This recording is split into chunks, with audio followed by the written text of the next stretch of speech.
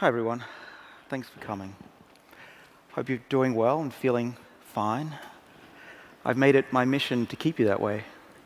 And let me tell you how I'm doing. So I'm here to talk about a big idea.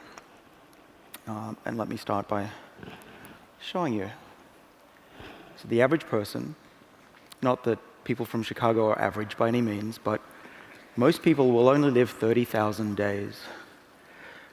So my big idea is that it doesn't have to be this way.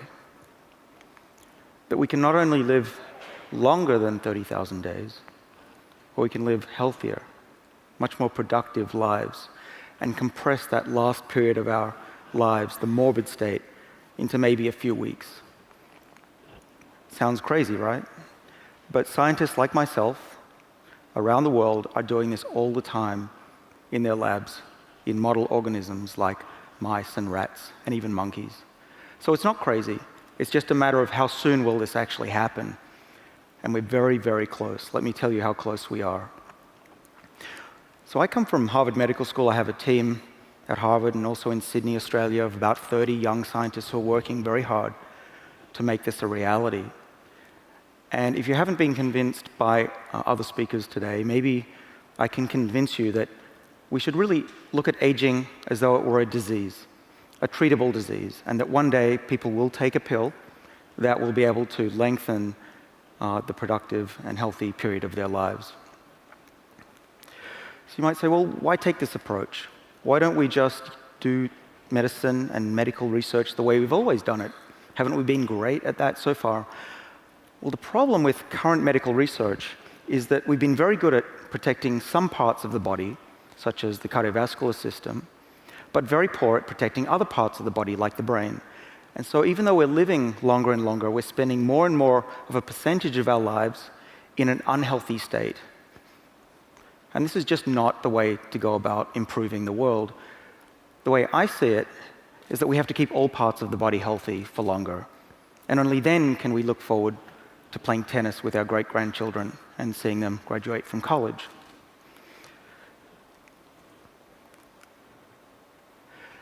So this is my mother. I'm sure all of you have people that are very close and dear to you who you would like to see around for longer, and certainly not in an unhealthy, painful state or having lost their memory, as typically will happen as we get older. So my mother is a typical human being. She grew up in Sydney, Australia, in a little suburb called Strathfield. She went through the 60s like some of us. She was very fortunate to find a husband who has stuck with her for 49 years, and she had 2 boys, myself included. So there's my mum hiding in the back. But even though you wouldn't know it, my mother was the matriarch. She's always been the leader. We turn to her for her opinion, and she's led us for the last decades. So in 1994, everything changed. She developed cancer, lung cancer, as you can tell from this X-ray image, with a tumor the size of a grapefruit in one lung. The surgeons, the doctors said, it's non-responsive to chemotherapy. We're going to cut it out. You better get your things in order. You've got less than a year to live. So my mother underwent what's called a pneumonectomy and tried to get by on one lung. So at that point, I was studying little yeast cells, getting my PhD in Sydney, Australia. So here's a picture of a yeast cell. And what I was noticing was that some of these yeast cells were getting old. And this is an example of an old yeast cell. She's getting larger, she'll slow down, she'll become sterile, pretty similar to many of our lives. And the idea was, back in the early 90s, was that maybe we could understand aspects of aging in our own bodies by studying these little yeast cells. These are exactly the same cells that you use to make bread and beer. And I learned about a professor who had just started up a project at MIT. And I asked him, could I please come study with you? And I was the first postdoctoral researcher to join the lab of Lenny Guarente at MIT to try and figure out, why do yeast cells get old and how can we slow it down? And I've been working on this ever since. Clearly, some of us have aged since then. So what did we discover? Well, there's been a remarkable advance in our understanding of what causes aging and how we can regulate it. And what we learned from those yeast cells that also appears to be true for ourselves and our bodies is that it isn't all genetic. It's not just about how many mistakes are in your DNA or even what genes you have. There's a new phenomenon known as epigenetics. And that's basically a term that describes things that happen above the genetic landscape, how the genes are actually switched on and off. And what we found with the yeast cells is that when they're young, they have a certain program of which genes are on and off, and that keeps them youthful. But as they get older, the genes that are supposed to be on, some of them get switched off, and vice versa. And that was what was causing aging in these yeast cells.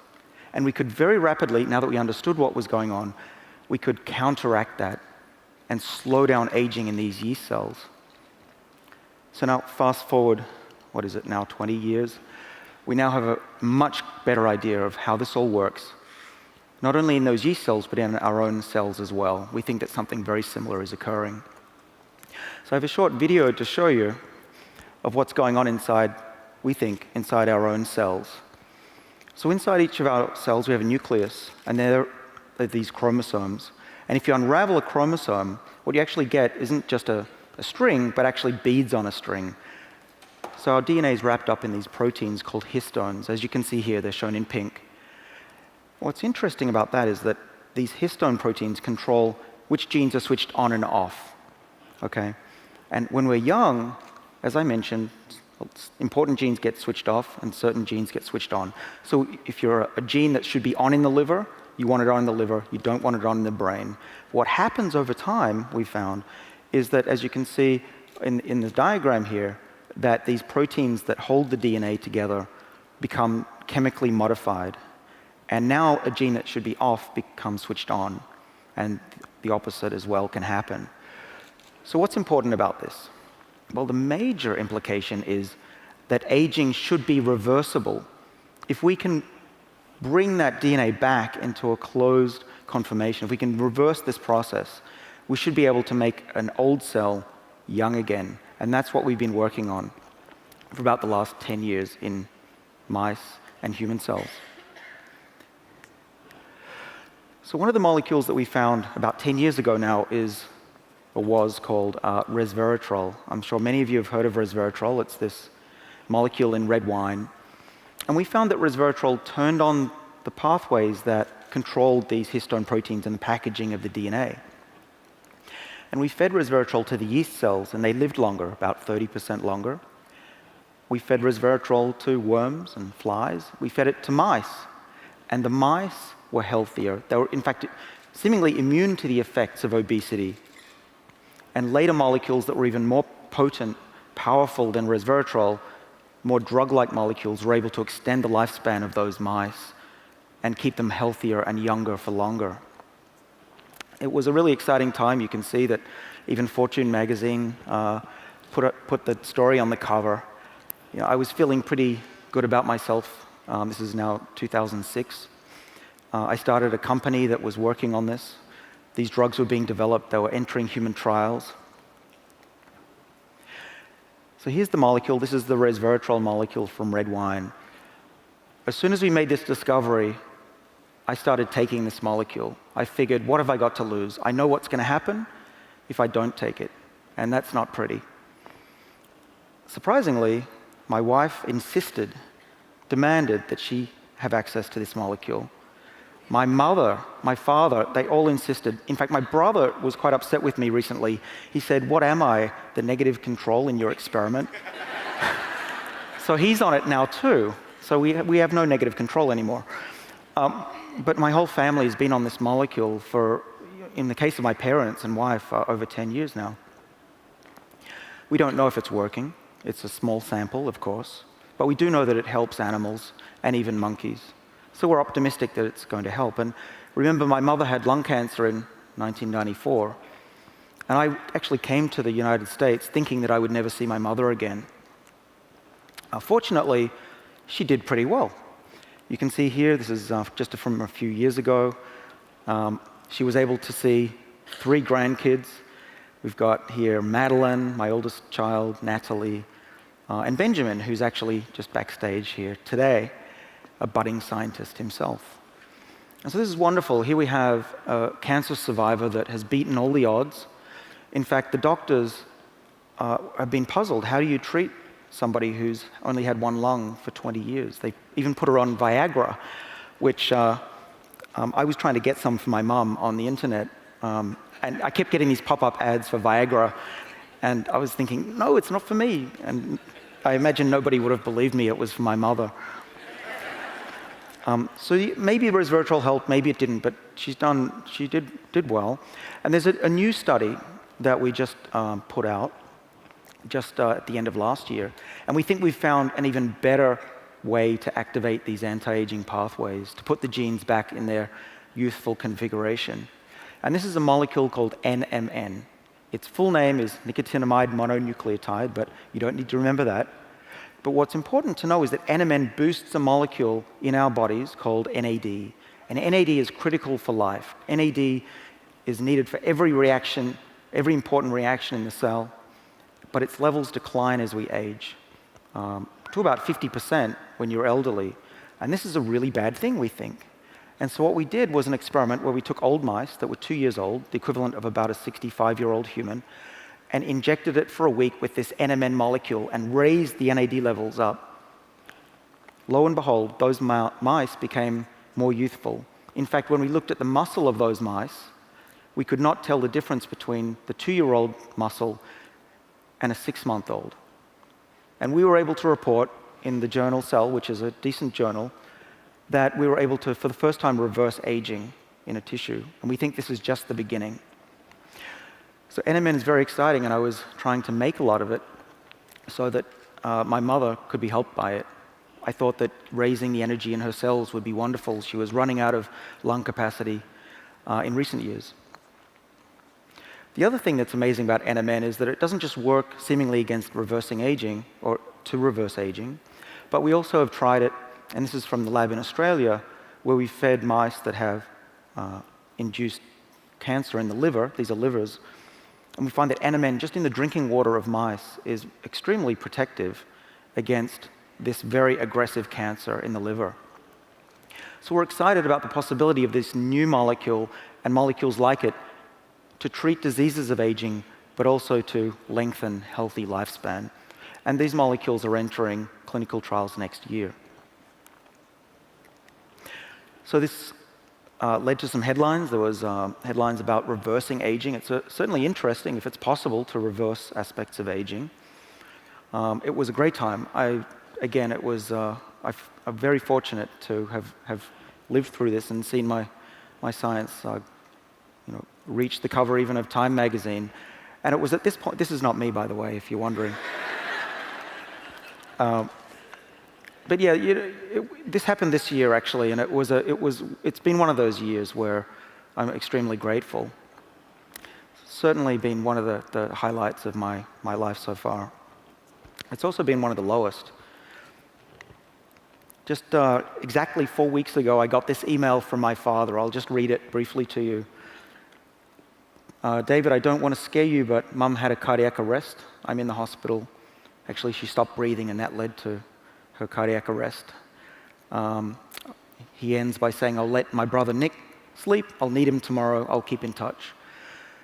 So what did I do? I immediately collected all the NMN molecule that I could gather from the lab, and I put it in a FedEx envelope, and I shipped it to Australia in the hopes that it could be given to my mother to try and rescue her. I also bought a plane ticket, most expensive plane ticket I ever bought. Not that it matters, but $30,000 for a plane ticket is quite a lot. I jumped on a plane. I got down to Australia as fast as I could. And my mother woke up, and I took this photo of my mom. She was doing great. There's my father there. We're all extremely happy to see her happy and awake.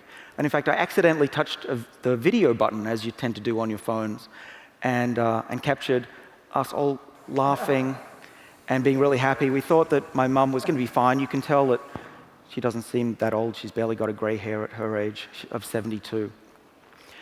Unfortunately, that was the last video that was taken of my mum. It was about 10 minutes later. She had phlegm caught in her throat, and right in front of us was unable to breathe. And I was unable to help her, and I felt extremely helpless. And all I could think was I should have worked harder. But what it's done for me is it's led to greater resolve. I now get up in the morning, and I'm reminded that people only get 30,000 days to live, and many of those days are not in perfect health by any means. And I believe that it doesn't have to be this way. It doesn't have to be like that for any of us in this room. And I'm hoping that our generations will be the first to reap the benefits of this new technology. So what is this new technology? I've told you a couple of compounds that I'm working on, but there's now a worldwide effort of scientists to try to slow down aging and improve health. We have Google investing in this. We have GlaxoSmithKline, who we've invested. They've invested close to $1 billion in my research. And these molecules that I'm showing you here are currently in human clinical trials.